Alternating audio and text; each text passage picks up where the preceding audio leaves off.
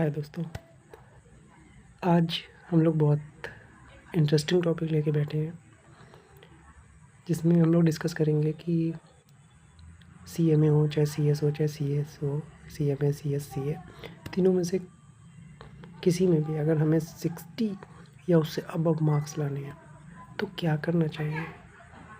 ऐसा क्या चीज़ करना चाहिए जिससे मार्क्स आ जाए। मुझसे बहुत बार जूनियर्स मिलते हैं तो पूछते हैं कि आपके मार्क्स कैसे आए, इतने मार्क्स कैसे मिले, अपना नंबर दे दो आप, ये है वो है बहुत सारा। तो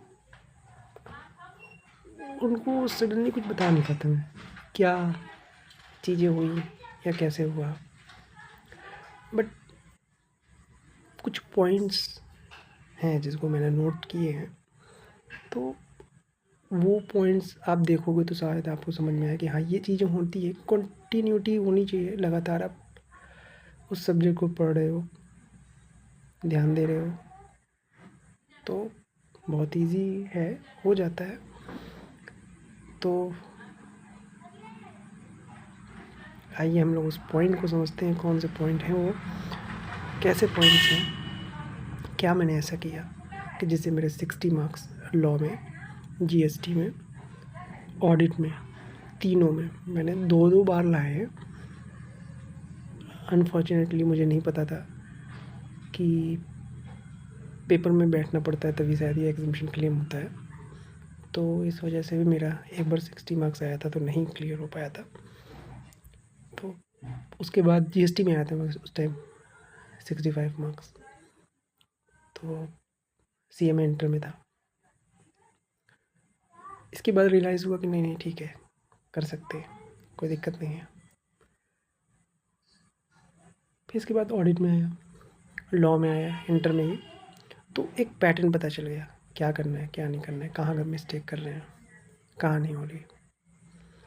तो आज इस वीडियो से हम लोग इसी टॉपिक पे डिस्कस करते हैं कि क्या चीज़ें हैं। ऐसे देखिए, कोई बहुत बड़ी बहुत जादू नहीं होता है, ये चीज़ समझ लो आप। सब बात आपको बुरी लग जाएगी लेकिन एक चीज़ मैं साफ बोलूँ, मैंने किसी भी टीचर से नहीं पढ़ा, जो बात साफ है। मैंने सेल्फ स्टडी की, जिन सब्जेक्ट में मेरे एग्जामिशन आया उसमें सेल्फ स्टडी की, जिसमें मार्क्स बहुत कम आए हैं उसमें मैंने कोचिंग ली थी, जो बात है साफ। तो कुछ पॉइंट्स हैं जिसको शेयर करते हैं, क्या चीज़ें हैं, क्या होनी चाहिए। तो मैंने ऐसे ही लिख रखा है, समझने के लिए इजी रहेगा या समझाने में भी आसान रहता है। सबसे पहले तो मैंने किसी भी टीचर को नहीं लिया और ज़रूरत नहीं समझी। ऐसा नहीं है कि सब बुरे हैं या कोर्स कवर नहीं होता, ज़रूरत नहीं समझी। आई थिंक सेकंड पॉइंट इसी पे डिपेंड करता है कि मेरे को इंटरेस्ट था। सबसे बड़ी चीज़ इंटरेस्ट होना चाहिए सब्जेक्ट पे। अगर आपको जिस सब्जेक्ट में इंटरेस्ट है उसमें आप 60 या उससे अबव ईज़िली लाओगे। तो मुझे GST, law, audit, company law, इन सब में इंटरेस्ट था, मज़ा आता था पढ़ने में, तो मेरे उसमें मार्क्स अच्छे आए। ये भी एक रीज़न था। सेल्फ़ स्टडी मैंने आपको बताया, तीसरा पॉइंट ये है सेल्फ़ स्टडी। मैंने सेल्फ़ स्टडी की इन तीनों सब्जेक्ट के लिए। मैंने कभी किसी कोचिंग या कोई ऑनलाइन कुछ नहीं किया, अपने से किया। हाँ, टाइम लगा, थोड़ा सा चीज़ समझना पड़ा, बट ऊपर वाले की दया से थोड़ा सा समझ भी जल्दी जाता हूँ चीज़ें, तो अच्छा रहा, ईज़िली आ गया। आपको थोड़ा सा इन सब्जेक्ट को समझने के लिए अंडरस्टैंडिंग पावर होनी चाहिए, जो मेरा मानना है, क्योंकि ये सब्जेक्ट आपको घुमाएंगे।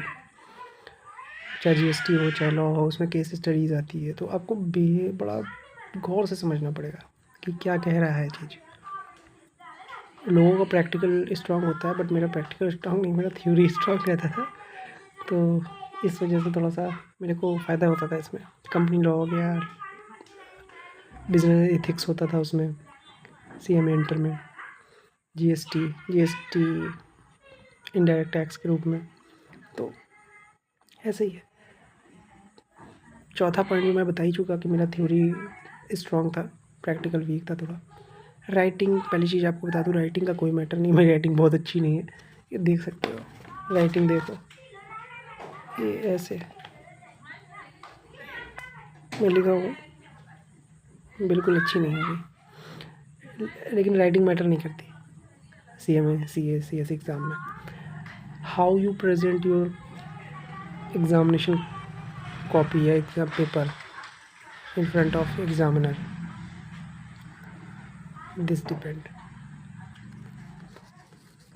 कैसे आप अपनी कॉपी को प्रेजेंट कर रहे हो नीट और क्लीन, वो ज़रूरी है। बाकी ये सब पंचायत की बहुत अच्छी राइटिंग होनी चाहिए, सब कुछ नहीं होता। जो बात है आपको दिल से वो साफ बता रहे हैं। बहुत चीज़ें होती हैं जो शायद भ्रम बनाया गया है, ऐसा कुछ नहीं है। तो करीब करीब मैंने, हाँ,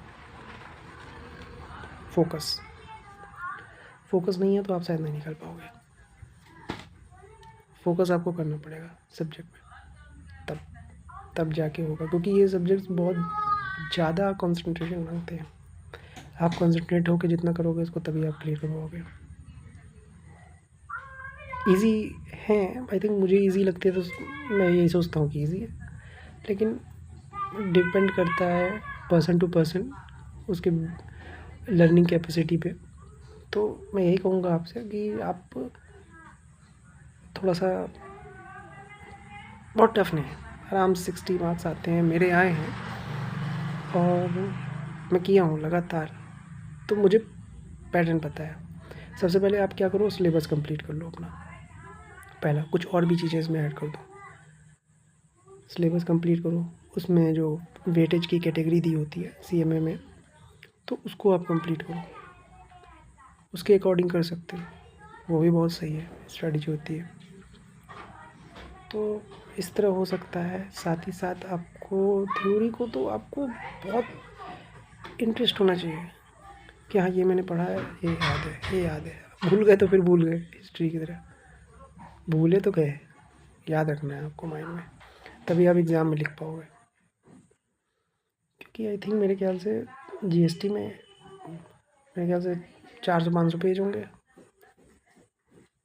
लॉ में भी ऐसे ही होंगे। तो अप्रॉक्स आपको इतना ही याद करना पड़ेगा, 1200 पेज आप एवरेज में आके चलो कितना याद करना है मुझे, ये तो करना पड़ेगा।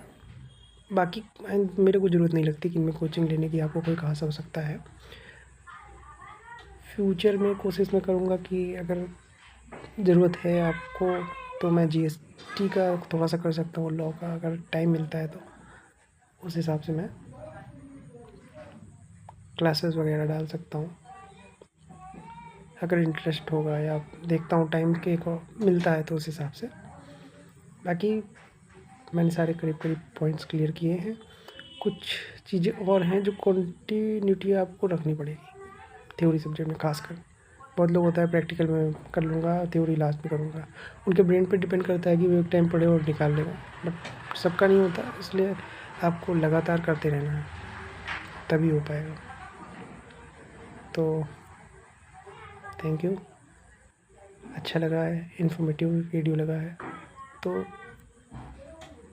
Like subscribe.